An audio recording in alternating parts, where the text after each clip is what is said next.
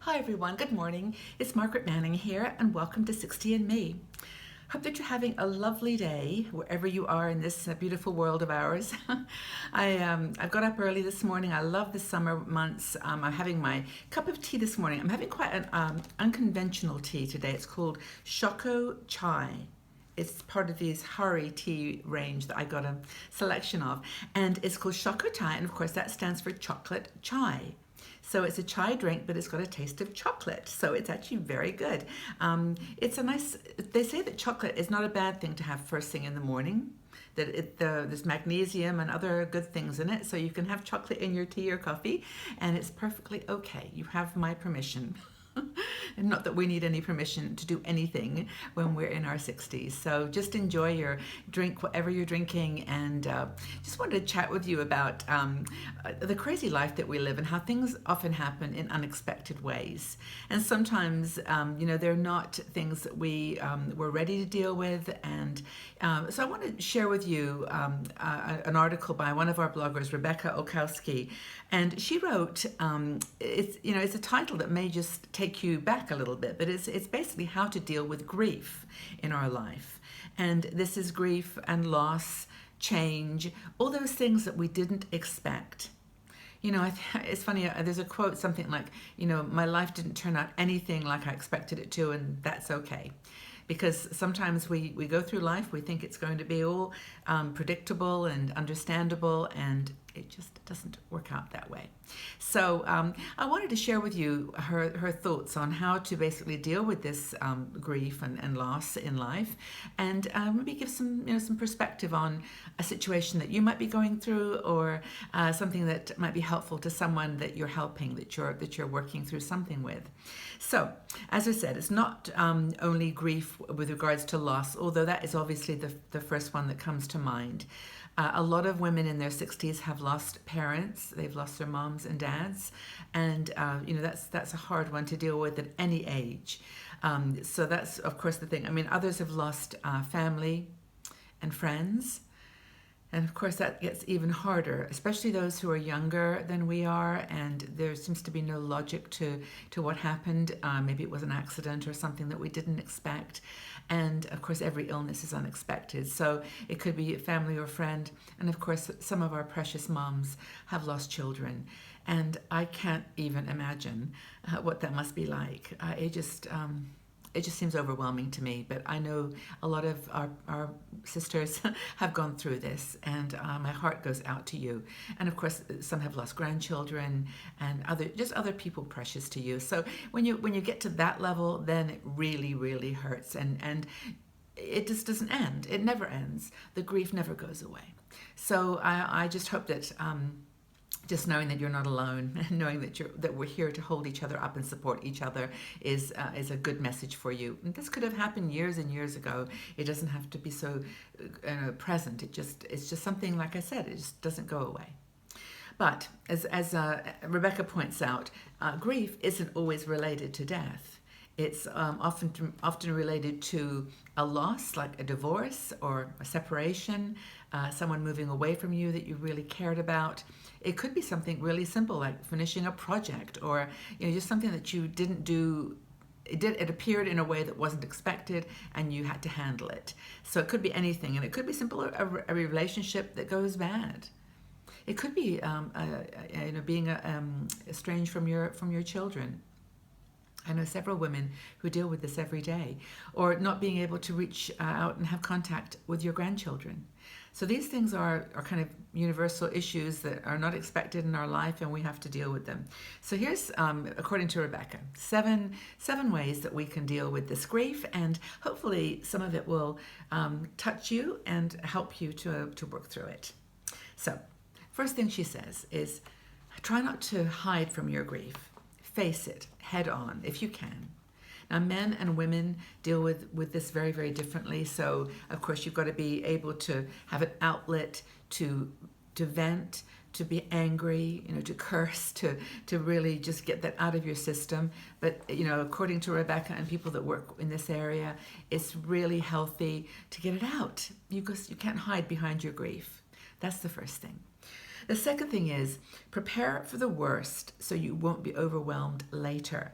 when they say you get your affairs in order and to have the conversation with the people that matter to you, do it. Don't put it off, because just helping someone else to not have to deal with an unexpected issue is really valuable. So, prepare for the worst and just allow there not to be this feeling of being overwhelmed when you're at your weakest. Do it when you've got your strength. Another thing is to be aware that not everybody is going to respond appropriately to your loss. And this is very, very tough because, I even have a situation right now where a very good friend of mine, her sister is very sick. And even that, I find myself saying, oh, we're going to do this and this in a couple of months. And she'll say, I'm just taking it day by day. And I realized as I was being so cheerful about planning for the future, that I didn't act appropriately. I didn't say the right thing to her because she understands. I mean, it's hard. And so, but I think knowing that people are sometimes not going to respond appropriately is really important. They're trying to help. I think that's the important thing to remember, is they're trying to help. They're not trying to be, destructive or mean or careless. They're just trying to help and make mistakes. So, they don't have a clue what to say sometimes. So you can help them. And I think that that's important, is to not expect everybody to be totally clued into how to help you get through your loss and through the grief. And, maybe you've got to let them know sometimes, like you crossed the line there. That wasn't an appropriate thing to say. Or maybe you just have to take some time away from them. And that's, that's all part of your process of grieving, which I think is really all that we're talking about here. It's how you deal with this, how you deal with this loss. And another thing to say is, stay busy so you don't stay in a sad place, if you can help it. I mean, goodness me, I know I've had some very dramatic loss in my life, and it's just not easy to get busy.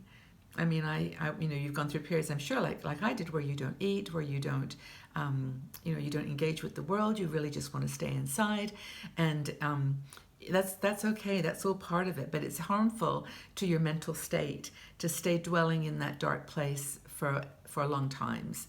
And if you do need some help, you've really got to take it and accept that you need it and go for it. And here we are in 60andMe, and I'm not smiling because it's a happy subject, but we've got each other, and I think that that's super important. And I have watched lots of conversations on 60andMe in our Facebook group or on our website where people have mentioned a loss, and people have just jumped in with their hearts full of help, and so don't be afraid if you have something to share that is a little touchy. Give it a shot. I mean, if you don't like what people say, then you can always back off. But anyway, don't stay in a sad place. Don't feel guilty if you need some help. One other piece of advice that Rebecca gives, which I think is super important, and I wish someone had helped me with this myself years ago, is don't purge or make important decisions until you let some time pass. I mean, don't book things, don't plan things, don't make any really important decisions until just give it some time. And that time could be a month, it could be a year. Just listen to your own heart, listen to your own emotions and your own feelings, and just take it easy. Like, for example, sometimes you lose someone and you want to throw everything related to them away. I just can't deal with looking at anything that they owned. And this is especially true in a divorce, for example. But don't do it. Just maybe clear out if you can, get the things you want out of the way, but don't throw everything, because you might want that picture, or you may want that memory later on. So just take a breather. Don't throw everything out at the same time, because having memories sometimes helps, and you don't see it at the time, but later on it does help. Another thing is, this is that to be making final decisions. Now, there's a difference between downsizing and actually decisions about like financial issues or medical issues. Don't forget, inheritances can go really fast.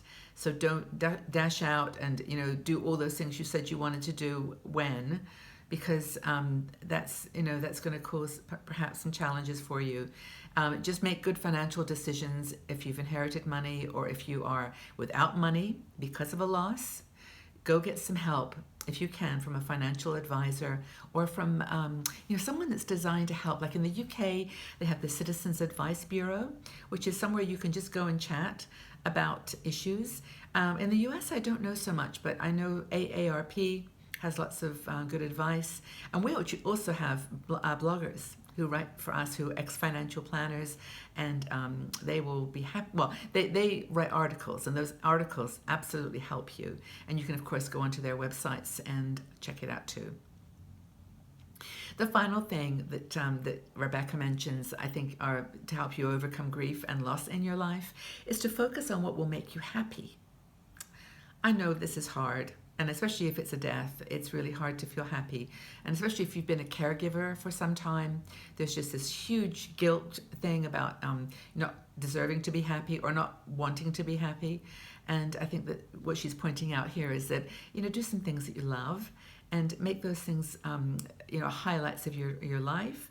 And, work towards your own happiness. Just walk towards it and work towards it. Do things that make you feel good, that follow your passions, and just try to do things that make you happy. Just little things. Sometimes it's the tiniest thing.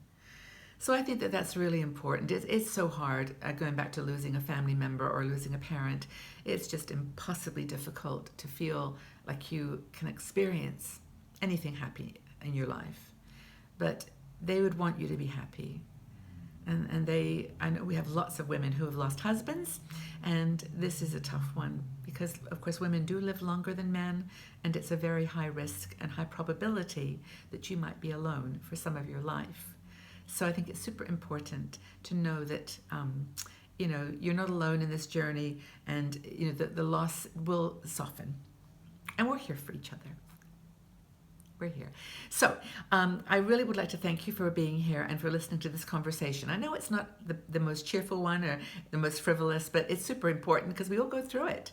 I don't think there's a single woman in our community who has not experienced one loss or grief experience. So I hope this has been good for you, and just take care. And if I've got a question for you, let's just get a conversation going and start chatting with one another. And that is, how did you deal with the grief of losing someone that you loved? How did you deal with the grief of losing someone that you loved? I'd love to know what you went through and share your experience, and I hope that you get some perspective from this. Thank you so much for being here, and I do look forward to seeing you all back here again soon. Bye-bye for now.